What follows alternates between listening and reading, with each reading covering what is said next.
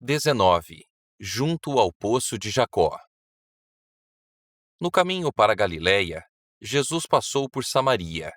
Era meio-dia quando chegou ao belo vale de Siquém. À entrada desse vale estava o poço de Jacó. Cansado da viagem, sentou-se ali para descansar enquanto os discípulos iam à cidade comprar alimento.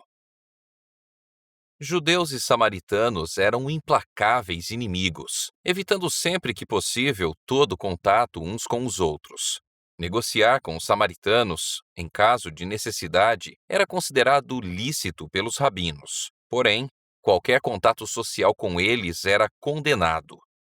Um judeu não devia pegar nada emprestado nem receber favores de um samaritano, nem mesmo um pedaço de pão ou um copo de água. Ao comprar comida, os discípulos estavam agindo em harmonia com o costume da nação, mas não iam além disso. Pedir favor de um samaritano ou buscar de qualquer maneira beneficiá-lo não passava pela mente nem mesmo dos discípulos de Cristo. Ao sentar-se à beira do poço, Jesus desfalecia de fome e sede. A jornada desde a manhã havia sido longa, e nele batiam os raios do sol do meio-dia. A sede que sentia era intensificada ao pensar na sombra e na água refrescante ali tão perto, mas inacessível para ele, pois não tinha corda nem cântaro e o poço era fundo. Ele devia passar pelas mesmas necessidades que a humanidade e esperou que viesse alguém para tirar água. Aproximou-se uma mulher de Samaria e, parecendo não ter percebido que ele estava ali, encheu de água o cântaro. Ao se voltar para ir embora, Jesus lhe pediu água para beber. Nenhum oriental recusaria um favor como esse. No Oriente, a água era chamada a dádiva de Deus. Dar de beber a um viajante sedento era considerado um dever tão sagrado que os árabes do deserto se desviariam do caminho para cumpri-lo. O ódio existente entre judeus e samaritanos impedia a mulher de prestar um favor a Jesus. O Salvador, porém, buscava a chave para aquele coração, e com o tato nascido do amor divino, em vez de lhe oferecer um favor, ele o pediu. O oferecimento de uma gentileza poderia ter sido rejeitado. No entanto, confiança gera confiança. O Rei do Céu chegou a essa alma desprezada, pedindo um serviço de suas mãos. Aquele que fizera os oceanos, que rege as águas do grande abismo, e abre as fontes e rios da terra, repousou de seu cansaço junto ao poço de Jacó e esteve na dependência da bondade de uma estranha para algo tão simples como um pouco de água. A mulher viu que Jesus era judeu. Surpresa, ela se esqueceu de atender ao pedido dele, mas procurou saber a razão. Como sendo tu judeu, pedes de beber a mim, que sou mulher samaritana? Perguntou. Jesus respondeu: Se conheceras o dom de Deus e quem é o que te pede, dá-me de beber, tu lhe pedirias, e ele te daria água viva.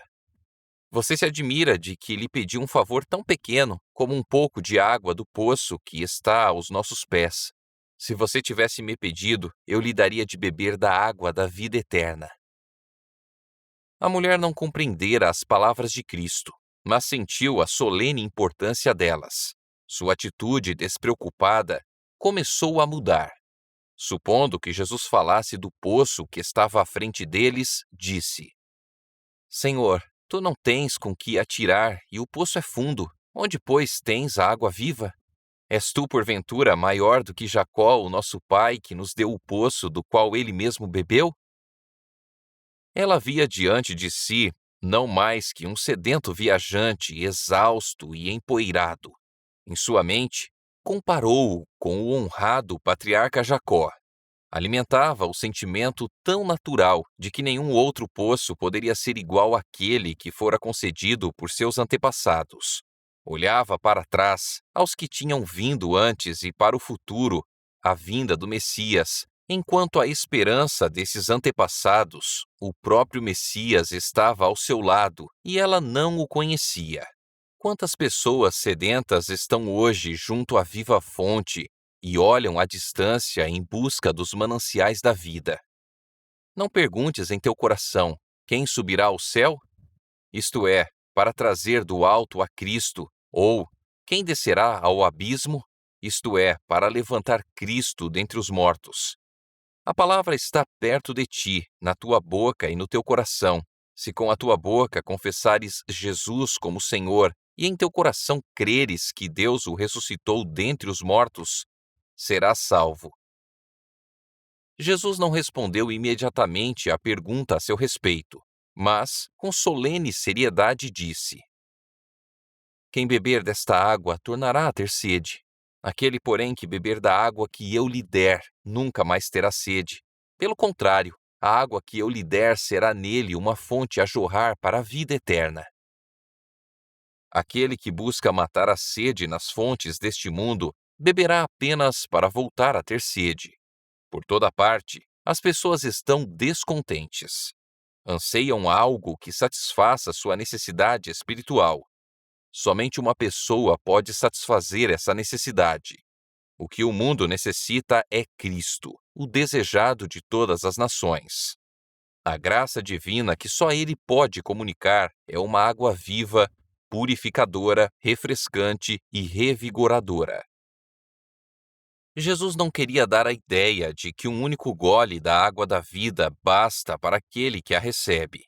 Quem experimenta o amor de Cristo desejará continuamente mais, mas não busca nenhuma outra coisa. As riquezas, honras e prazeres do mundo não o atraem. O contínuo grito de sua alma é: mais de ti. E aquele que revela ao coração suas necessidades está à espera, para lhe saciar a fome e a sede. Todo recurso e dependência humanos falharão. As cisternas ficarão vazias, os poços se secarão, porém, nosso Redentor é uma fonte inesgotável. Podemos beber e beber mais, e sempre encontraremos novo abastecimento. Aquele em quem Cristo habita tem em si mesmo a fonte da bênção, uma fonte de água a jorrar para a vida eterna. Dessa fonte poderá tirar forças e graça suficientes para todas as suas necessidades. Quando Jesus falou sobre a água viva, a mulher o olhou com atenta curiosidade. Ele lhe despertara o interesse e o desejo de receber o dom de que falava. A samaritana percebeu que Cristo não se referia à água do poço de Jacó, pois ela usava essa água continuamente, bebendo e voltando a ter sede. Senhor, disse ela, dá-me dessa água para que eu não mais tenha sede, nem precise vir aqui buscá-la. Então Jesus mudou abruptamente a conversa. Antes que aquele coração pudesse receber a dádiva que Cristo ansiava lhe conceder, seria preciso que fosse levada a reconhecer seu pecado e seu Salvador. Ele lhe disse: Vai, chama teu marido e vem cá. Ela respondeu: Não tenho marido. Assim esperava evitar qualquer pergunta nesse sentido. O Salvador, porém, continuou: Bem disseste, não tenho marido, porque 5 maridos já tiveste, e esse que agora tens não é teu marido. Isto disseste com verdade. A ouvinte tremeu. Uma misteriosa mão estava voltando as páginas de sua vida, apresentando aquilo que esperava manter sempre oculto. Quem era esse que podia ler os segredos de sua vida? Vieram-lhe à mente pensamentos sobre a eternidade e o juízo futuro, quando tudo o que está escondido será revelado. Diante dessa luz, sua consciência foi despertada. Ela não podia negar nada, mas procurou evitar qualquer menção de um assunto tão indesejado. Com profunda reverência, disse: Senhor, vejo que tu és profeta. Então, esperando silenciar a convicção, voltou-se para pontos de discussão religiosa. Se ele fosse profeta, certamente poderia lhe dar instruções a respeito de alguns assuntos tão longamente discutidos. Pacientemente, Jesus permitiu que ela dirigisse a conversa como quisesse. Esperava pela oportunidade de fazer com que a verdade penetrasse seu coração. nossos pais adoravam neste monte. Disse ela: Vós, entretanto, dizeis que em Jerusalém é o lugar onde se deve adorar. Daquele local, o monte Gerizim podia ser visto. Seu templo estava demolido e só restava o altar. O lugar de culto havia sido motivo de rivalidade entre judeus e samaritanos. Alguns dos antepassados dos samaritanos haviam pertencido antes a Israel. Porém, por causa de seus pecados, o Senhor permitira que fossem dominados por uma nação idólatra. Durante muitas gerações, haviam estado misturados com adoradores de ídolos, cuja religião contaminara gradualmente a deles. É verdade que afirmavam que seus ídolos tinham o objetivo de apenas lembrar-lhes o Deus vivo, o soberano do universo. Apesar disso, o povo era levado a reverenciar as imagens de escultura. Quando o templo de Jerusalém fora reconstruído, nos dias de Esdras, os samaritanos desejaram se unir aos judeus nessa tarefa. Esse privilégio lhes foi negado, e amarga discussão surgiu entre os dois povos. Os samaritanos construíram um templo rival no monte Gerizim. Ali adoravam segundo o ritual de Moisés, embora não renunciassem inteiramente à idolatria. Contudo, sobrevieram-lhes desastres. Seu templo foi destruído pelos inimigos e pareciam estar sob maldição. Ainda assim, apegavam-se às suas tradições e formas de culto. Não queriam reconhecer o Templo de Jerusalém como a casa de Deus, nem admitir que a religião dos judeus era superior à sua. Respondendo à mulher, Jesus disse: Podes crer-me que a hora vem, quando nem neste monte nem em Jerusalém adorareis o Pai. Vós adorais o que não conheceis. Nós adoramos o que conhecemos, porque a salvação vem dos judeus. Jesus mostrara ser isento do preconceito judaico contra os samaritanos. Procurava, ao mesmo tempo, derrubar o preconceito dessa samaritana contra os judeus. Ao mesmo tempo que se referia à corrupção da fé dos samaritanos pela idolatria, declarou que as grandes verdades da redenção haviam sido confiadas aos judeus e que o Messias apareceria dentre eles. Nas Sagradas Escrituras, tinham clara apresentação do caráter de Deus e dos princípios de seu governo. Jesus se identificou com os judeus como o povo a quem o Senhor dera conhecimento a seu respeito. Cristo queria erguer os pensamentos de sua ouvinte acima de questões de ritos, cerimônias e controvérsias.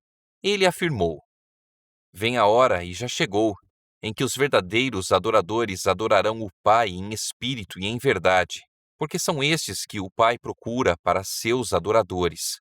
Deus é espírito, e importa que os seus adoradores o adorem em espírito e em verdade.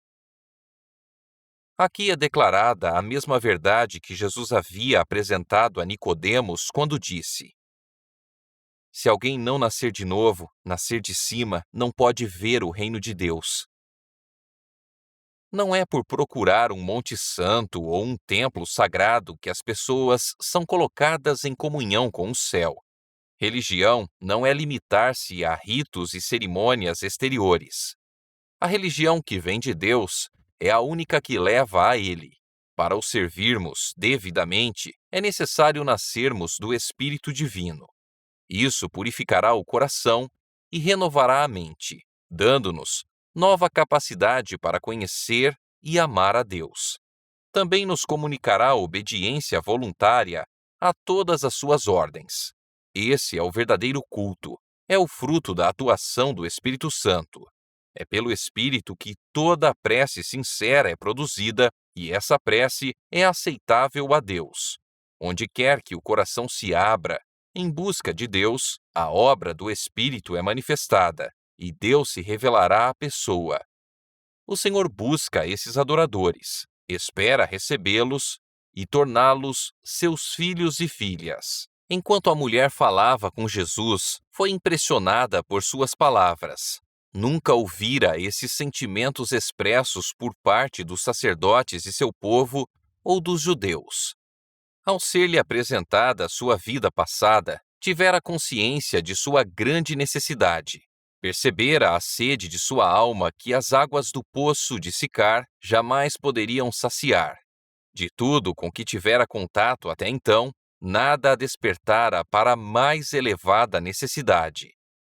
Jesus a convencera de que lia os segredos de sua vida. No entanto, sentiu que ele era seu amigo, tendo misericórdia dela e amando-a. Embora a própria pureza que vinha dele condenasse o pecado da samaritana, não proferia palavras de acusação, mas falou de sua graça, que lhe podia renovar a mente. Nela começou a se formar a convicção sobre o caráter de Jesus. Surgiu na mente dela a pergunta: não poderia ser o Messias esperado por tanto tempo? Disse-lhe: eu sei que há de vir o Messias, chamado Cristo. Quando ele vier, nos anunciará todas as coisas. Jesus respondeu: eu sou, eu que falo contigo. Quando a mulher ouviu essas palavras, a fé brotou em seu coração. Aceitou a maravilhosa mensagem dos lábios do Mestre Divino. Ela estava muito receptiva. Estava pronta para aceitar a mais sublime revelação, pois se interessava nas Escrituras, e o Espírito Santo havia preparado sua mente para receber maior luz. Estudara a promessa do Antigo Testamento. O Senhor teu Deus te suscitará um profeta do meio de ti, de teus irmãos. Semelhante a mim, a ele ouvirás. Desejava compreender essa profecia. A luz já estava brilhando em sua mente. A água da vida, a vida espiritual que Cristo dá a toda pessoa sedenta, começara a brotar-lhe no coração. O Espírito do Senhor estava trabalhando nela. A incisiva declaração de Cristo a essa mulher não podia ter sido feita aos fariseus, cheios de justiça própria.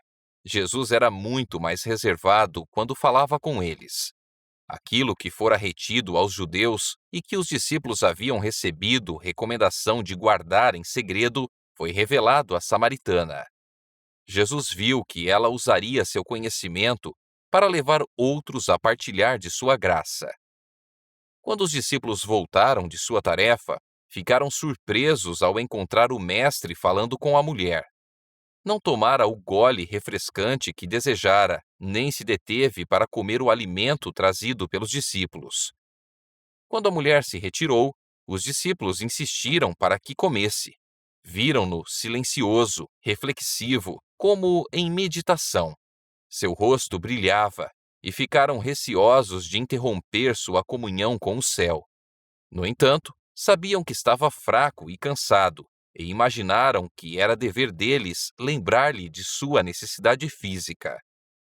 Jesus reconheceu o amorável interesse deles e disse: tenho algo para comer que vocês não conhecem. Os discípulos pensaram em quem poderia ter trazido o alimento, mas ele explicou: a minha comida consiste em fazer a vontade daquele que me enviou e realizar a sua obra. Uma vez que suas palavras à mulher despertaram a consciência dela, Jesus se alegrou, viu-a bebendo a água da vida e sua fome e sede foram saciadas. O cumprimento da missão para a qual deixara o céu fortalecia o Salvador para seus trabalhos, colocando-o acima das necessidades humanas. Ajudar uma pessoa faminta e sedenta da verdade trazia mais satisfação a Jesus do que comer ou beber. Era um conforto, um refrigério para ele. Sua vida era fazer o bem. Nosso Redentor tem sede de reconhecimento, tem fome da afeição e do amor daqueles que comprou com o próprio sangue. Anseia com inexprimível desejo que venham a ele e tenham vida. Como a mãe espera pelo sorriso de reconhecimento de seu filhinho, o que mostra o despontar de sua inteligência, assim Cristo espera a expressão de grato amor que demonstra que a vida espiritual nasceu no coração. A mulher se enchera de alegria ao escutar as palavras de Cristo. A maravilhosa revelação havia sido quase esmagadora. Deixando o cântaro, voltou à cidade para levar a mensagem a outros. Jesus sabia por que ela se fora. O cântaro esquecido revelava eloquentemente o efeito de suas palavras. O profundo desejo de seu coração era obter a água da vida, e esqueceu seu objetivo em ir ao poço e a sede do Salvador que pretendia saciar. Com o coração transbordante de alegria, saiu depressa para compartilhar com outros a preciosa luz que havia recebido. Vinde comigo e vede um homem que me disse tudo quanto tenho feito, disse ela aos habitantes da cidade. Será este, porventura, o Cristo? Suas palavras tocaram o coração deles. Em sua fisionomia havia uma nova expressão, uma transformação em todo o seu aspecto. Despertou-se neles o interesse de ver Jesus. Saíram, pois, da cidade e vieram ter com ele.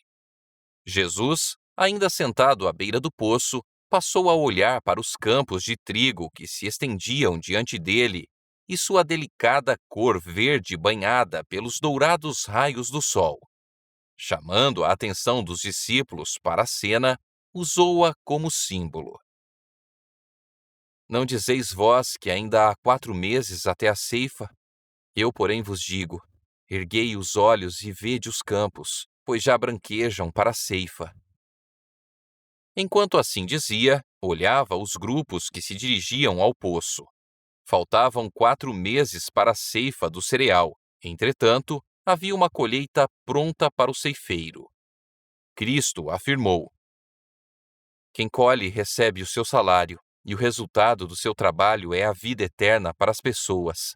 E assim, tanto o que semeia como o que colhe se alegrarão juntos, porque é verdade o que dizem: um semeia e outro colhe. Jesus mostra o sagrado serviço que os que recebem o Evangelho devem a Deus. Devem ser instrumentos vivos em suas mãos. Ele lhes exige o serviço individual. Quer semeando ou colhendo, trabalhamos para Deus. Um espalha a semente, outro a junta na ceifa, e tanto o semeador quanto o ceifeiro recebem o salário. Ambos se alegram na recompensa de seu trabalho. Jesus disse aos discípulos: eu vos enviei para ceifar o que não semeastes. Outros trabalharam, e vós entrastes no seu trabalho. O Salvador antecipou aqui a grande colheita do dia de Pentecostes. Os discípulos não deviam considerá-la como resultado dos próprios esforços. Eles estavam dando continuidade ao trabalho de outras pessoas. Desde a queda de Adão, Cristo sempre entregara a semente da palavra aos seus servos escolhidos para ser semeada no coração humano. Uma invisível influência, uma força onipotente, atuava de forma silenciosa, mas eficaz para produzir a colheita. O orvalho, a chuva e o sol da graça de Deus haviam sido dados para refrescar e nutrir a semente da verdade. Cristo estava prestes a regar a semente com o próprio sangue. Seus discípulos tinham o privilégio de trabalhar com ele e com os santos da antiguidade.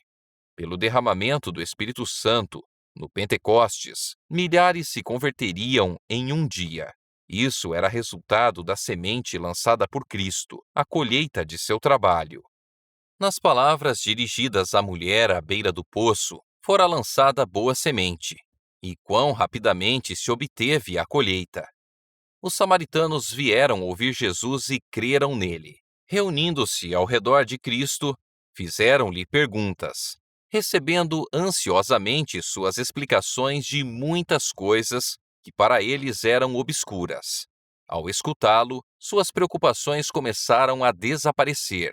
Era como se estivessem em profunda escuridão, seguindo um súbito raio de luz até chegarem à claridade do dia. Contudo, não se satisfizeram com esse breve encontro. Ansiavam ouvir mais e dar aos amigos oportunidade de também ouvir esse maravilhoso mestre. Convidaram-no a ir à sua cidade, pedindo-lhe que ficasse com eles. Durante 2 dias, ele permaneceu em Samaria e muitos outros creram nele. Os fariseus desprezavam a simplicidade de Jesus, ignoravam seus milagres e pediam-lhe um sinal de que era o Filho de Deus. Os samaritanos, porém, não pediram sinal, e Jesus não realizou nenhum milagre entre eles, a não ser a revelação dos segredos da vida da mulher junto ao poço. Entretanto, muitos o receberam. Em sua nova alegria, disseram à mulher: Já agora não é pelo que disseste que nós cremos, mas porque nós mesmos temos ouvido e sabemos que este é verdadeiramente o Salvador do mundo. Os samaritanos acreditavam que o Messias viria como redentor não só dos judeus, mas do mundo. O Espírito Santo o havia anunciado, por meio de Moisés, como um profeta enviado por Deus. Por intermédio de Jacó, fora declarado que os povos se reuniriam em torno dele, e de Abraão, que nele seriam benditas todas as nações da terra. Nesses textos bíblicos, os samaritanos baseavam sua fé no Messias. O fato de os judeus haverem interpretado mal os últimos profetas, atribuindo ao primeiro advento a glória da segunda vinda de Cristo, levara os samaritanos a desprezar todos os escritos sagrados, com exceção dos que foram dados por meio de Moisés. Quando, porém, o Salvador desfez essas falsas interpretações, muitos aceitaram as últimas profecias e as palavras do próprio Cristo sobre o reino de Deus. Jesus havia começado a derrubar a parede de separação entre os judeus e os povos de outras nações e a pregar salvação a todo o mundo. Embora judeu, misturava-se sem restrições com os samaritanos, anulando os costumes farisaicos de sua nação. Apesar de seus preconceitos, aceitou a hospitalidade desse povo desprezado. Dormiu sob seu teto, comeu com eles à mesa, partilhando do alimento preparado e servido por suas mãos, ensinou em suas ruas e tratou-os com a máxima bondade e cortesia. No Templo de Jerusalém, havia apenas uma baixa parede divisória entre o pátio exterior e as outras dependências do edifício sagrado. Nessa parede, havia inscrições em diferentes línguas, declarando que ninguém, a não ser os judeus, podia ultrapassar esses limites. Se um estrangeiro ousasse adentrar o recinto interior, estaria profanando o templo e pagaria com a vida. No entanto, Jesus, o originador do templo e de seu cerimonial, atraía a si os estrangeiros por meio da compaixão humana, enquanto sua graça divina lhes trazia a salvação que os judeus rejeitavam. A permanência de Jesus em Samaria tinha o objetivo de ser uma bênção para os discípulos que ainda estavam sob a influência da intolerância judaica. Imaginavam que para serem leais à sua nação, era preciso que fossem inimigos dos samaritanos. Admiravam-se da conduta de Jesus, mas não se recusavam a seguir seu exemplo.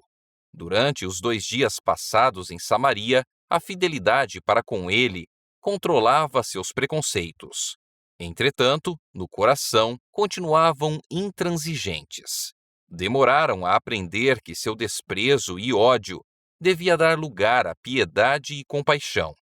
Após a ascensão do Senhor, suas lições foram recordadas por eles, assumindo novo significado. Depois do derramamento do Espírito Santo, relembraram o olhar do Salvador, suas palavras, o respeito e o carinho em sua maneira de lidar com esses desprezados estrangeiros. Quando Pedro foi pregar em Samaria, teve em seu trabalho a mesma atitude. Quando João foi chamado a Éfeso e a Esmirna, lembrou-se do incidente de Siquém e se encheu de gratidão para com o Mestre Divino, que, prevendo as dificuldades que haviam de enfrentar, lhes ajudara com seu exemplo. O Salvador ainda continua a fazer a mesma obra que realizou quando ofereceu a água da vida à mulher de Samaria.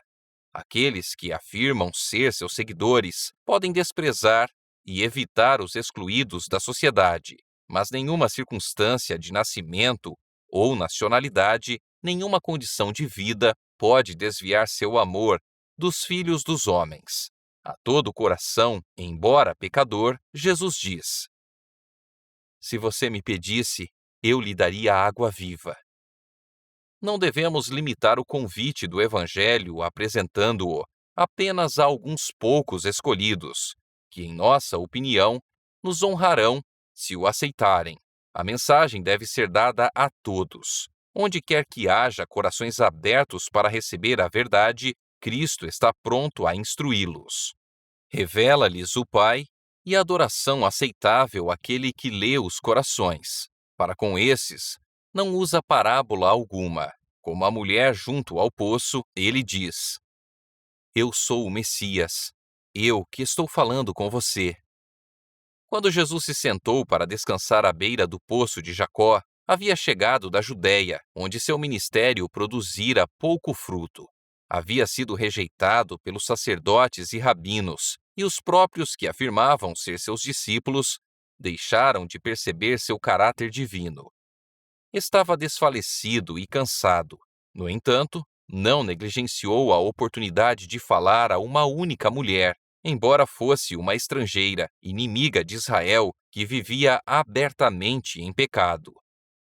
O Salvador não aguardava que congregações se reunissem. Muitas vezes, começava suas lições tendo algumas poucas pessoas em volta de si.